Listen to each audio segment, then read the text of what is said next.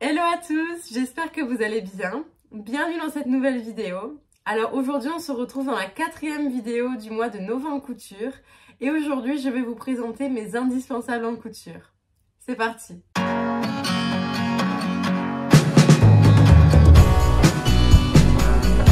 Alors donc on commence tout de suite avec mes indispensables. Donc le tout premier c'est tout simplement le découvite. Alors voici mon découvite, mais vous en avez de plusieurs sortes, il y en a parfois des beaucoup plus petits. Et donc moi il ressemble à ceci, voilà.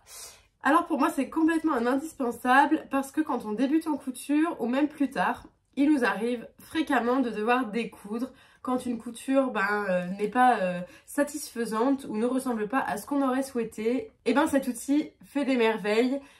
C'est un gain de temps de découdre avec un découvite. Et franchement, avant de me lancer dans la couture, je ne savais même pas que ça existait. Et pourtant, il a fait partie de mon pack de départ. Quand j'ai tout acheté, j'ai acheté ce découvite. Et franchement, il m'a sauvée plus d'une fois. Donc, je recommande vraiment l'utilisation de cette chose. Ensuite, mon deuxième indispensable, c'est peut-être tout bête pour certains, mais c'est des petites pinces à couture. Donc ça ressemble à ça. Et en fait, ça permet de tenir des tissus ensemble sans forcément passer des épingles. Et je sais qu'il y a des personnes qui cousent depuis des années et qui n'utilisent pas du tout ces pinces, notamment ma maman. Et quand je lui ai montré mes pinces, elle a voulu aussi tester. Et donc je sais que notamment ça peut bien servir quand on coud par exemple du simili-cuir ou ce genre de matière où on ne peut pas passer une épingle dedans sinon ça risquerait d'abîmer le tissu. Également quand il y a plusieurs épaisseurs ou quand ce sont des tissus qui ne bougent pas trop. Moi j'aime bien utiliser justement des pinces, je trouve que c'est plus facile à mettre et à enlever.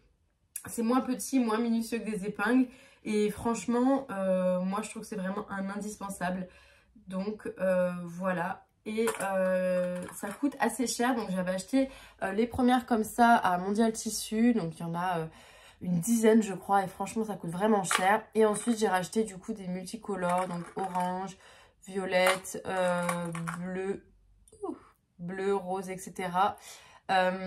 Sur AliExpress pour un prix vraiment dérisoire. Donc voilà, et du coup je les ai toutes mis dans cette boîte et franchement dès que je couds la boîte je la mets sur le bureau avec moi et je me sers beaucoup de ceci.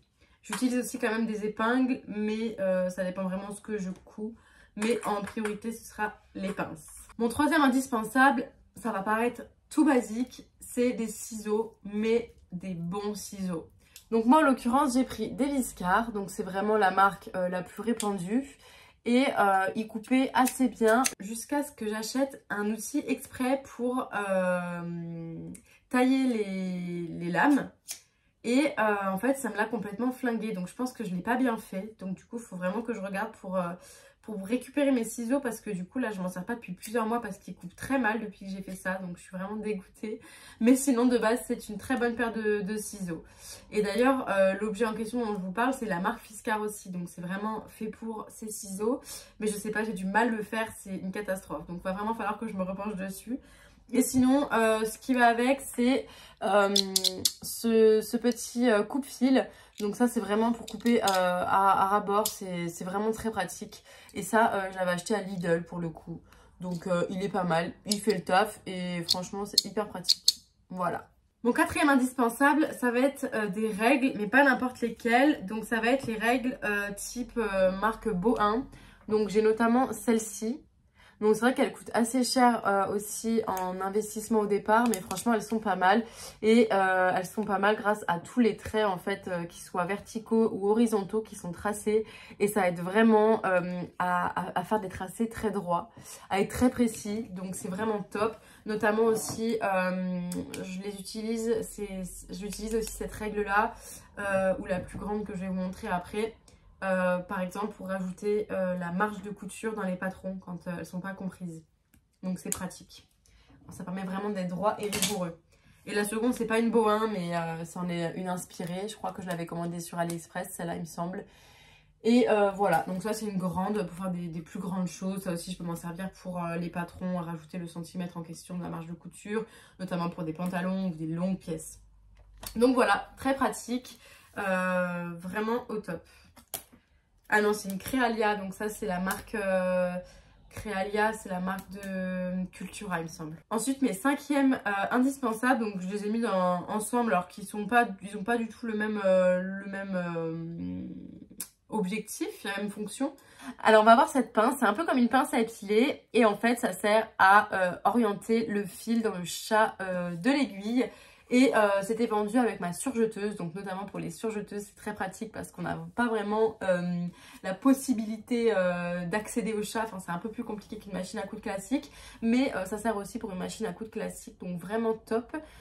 Et je m'en sers aussi pour tirer les fils par exemple avant de les couper, enfin voilà, ça sert vraiment à attraper tout un tas de petites choses, donc c'est vraiment pratique. Et j'ai aussi acheté un repousse-coin. Alors c'est vrai qu'avant je faisais toujours avec un stylo, un crayon papier, ce genre de choses, mais ça m'arrivait parfois de passer à travers.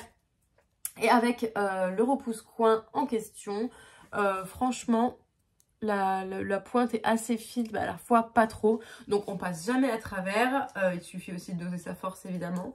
Et franchement, je trouve ça hyper pratique. Donc je connaissais pas du tout et lui je l'ai depuis quelques mois. Et franchement, je pense toujours à l'utiliser, je le mets toujours à portée de main et c'est très pratique. Mon sixième indispensable en couture, ça va être les fers à repasser. Donc j'en ai deux, j'ai un petit comme ça pour les petites pièces et j'en ai un grand classique. Et donc quand je couds longtemps, je sors carrément la grande planche à repasser pour repasser des grandes pièces. Et sinon pour les petites pièces, pour le petit fer à repasser, j'ai une petite planche à repasser qui est toujours à portée de main. Donc c'est vraiment pratique. Et celui-là, c'est la marque Prime. Je l'avais commandé sur Amazon, il me semble. Voilà, mais on en trouve aussi en magasin de couture. Alors c'est vrai que c'est pas donné. Honnêtement, le grand fer à repasser de chez vous peut très bien faire l'affaire. Mais c'est vrai que ça m'évite parfois de tout sortir. Je pars avec le petit, c'est plus pratique. Mon septième indispensable, c'est vraiment très bête. Mais alors très bête, mais c'est tout simplement du fil blanc. Une bobine de fil blanc. Alors c'est vrai que quand j'ai démarré, dès que j'achetais un tissu ou que j'avais un projet avec un tissu autre que blanc ou noir, j'achetais toujours le fil en question. Et en fait, on se rend compte qu'on coud essentiellement avec du blanc et de temps en temps avec du noir si on part sur des tissus foncés. Mais moi, de manière générale, c'est des tissus clairs. Et le blanc, bah en fait, ça fait juste le taf avec n'importe quelle couleur. Donc c'est vraiment un indispensable pour moi. Et dans la même catégorie, ça va être les canettes blanches. J'en fais beaucoup d'avance. Généralement, j'en fais 4-5 d'avance quand j'en ai à refaire. Là, j'en avais plus d'avance, donc du coup, celle-ci, elle est vide. Mais vraiment, d'avoir toujours des bobines blanches d'avance. D'ailleurs, j'en ai plus beaucoup, donc il va falloir que j'aille en racheter. Et des canettes déjà faites, c'est hyper pratique. Et j'ai malgré tout acheté des lots de fils dont je vous parlerai notamment dans ma vidéo sur mon avis sur les affaires de couture Lidl. Mais sinon à l'unité, je n'aurais jamais acheté toutes ces couleurs. Par contre, toutes les bobines de couleur me servent quand même quand on fait des points de couture visibles, notamment, ou alors quand je fais vraiment, par exemple, si je couds une pièce entière en rouge, je vais quand même faire l'effort de faire ma canette et mon fil en rouge. Mais si c'est des petites choses avec les coutures à l'intérieur qui ne se voient pas, notamment par exemple quelque chose de tout bête, des cotons démaquillants, la couture elle se voit pas du tout. Après si je fais un vêtement rouge en l'occurrence, je vais mettre quand même du fil rouge, ce sera plus propre. Mais voilà, vraiment un indispensable, du blanc. Et du coup je continue avec mon huitième indispensable qui va sur la même longueur que le précédent. Ça va être tout simplement du coton ou du voile de coton blanc. C'est toujours important aussi d'avoir ces deux tissus. Alors le voile de coton, ça va surtout être si vous faites des vêtements. Mais le coton blanc tout court, ça peut toujours servir en doublure d'objets que vous faites. Enfin, c'est vraiment pour moi un indispensable. Et ma petite astuce pour avoir du coton blanc pas cher, c'est de récupérer des vieux draps blancs. Donc soit chez vous, soit moi en l'occurrence, j'en ai acheté à Emmaüs. Des très très grands draps blancs qui me font du coton pour vraiment pas cher, 1 ou 2 euros. Les draps, c'est vraiment pas vendu cher à Emmaüs. Et ça me fait du coup des grandes largeurs de coton et je peux du coup l'utiliser dès que j'en ai besoin. Et les voiles de coton, pareil, c'est vraiment pour les doublures de vêtements, c'est indispensable aussi parce que peu importe le tissu qu'on utilise, généralement, pour les vêtements, il y a quand même toujours un petit peu une transparence, donc c'est toujours pratique de mettre un voile de coton en doublure. Enfin et pour finir, mon 9e indispensable pour moi, et je précise bien pour moi, c'est le fait d'avoir un stock d'avance. Donc je ne suis pas minimaliste en couture comme je vous l'ai dit dans les vidéos précédentes. J'aime avoir du stock chez moi, que ce soit en tissu, que ce soit en fermeture éclair, que ce soit en galon, que ce soit en fil, que ce soit en tout accessoire qui pourrait me servir. J'aime avoir le choix. Comme ça, quand je me décide à faire quelque chose, que ce soit un vêtement, un objet, autre, je peux choisir mon tissu, j'ai la doublure qu'il me faut, j'ai la fermeture, j'ai les boutons, j'ai tout ce qu'il me faut. Ça m'arrive quand même parfois pour certains projets de devoir aller racheter des boutons, etc. Parce que j'ai remarqué quand même que les boutons, on a beau en avoir en avance, on n'a jamais le bon. Donc bon, ça pour le coup, il faut se déplacer, mais en tout cas pour le reste, j'aime vraiment avoir tout ce qu'il me faut. Et donc les tissus, c'est vrai que j'en ai quand même un petit peu beaucoup. Vous pourrez voir dans ma vidéo, deuxième vidéo du mois de novembre couture où j'ai fait le rangement justement de mes tissus. Mais voilà, dès que j'en vois qui me plaît, je les achète sans forcément me dire qu'est-ce que je pourrais faire avec. Alors il faut quand même un minimum réfléchir pour adapter le métrage à l'achat. Mais sinon, vraiment, ça me plaît, je le prends et je verrai plus tard. Et quand j'ai un projet, je le retrouve, s'il correspond et si le métrage est suffisant, eh bien je l'utilise. Pareil pour tout ce qui va être fermeture éclair, j'ai acheté des lots sur AliExpress. Donc je vous parle souvent d'AliExpress et je ferai aussi une vidéo durant ce mois-ci sur mon avis sur tous les accessoires de couture que j'ai achetés sur AliExpress. Mais en l'occurrence, des fermetures éclair, voilà, je trouve que c'est hyper important, intéressant en tout cas d'en avoir d'avance. De différentes couleurs pour vraiment pouvoir matcher en fonction du projet et la couleur du tissu choisi. Pareil, tout ce qui va être galon, etc. Donc j'avais la chance au magasin de couture dans lequel je me rends.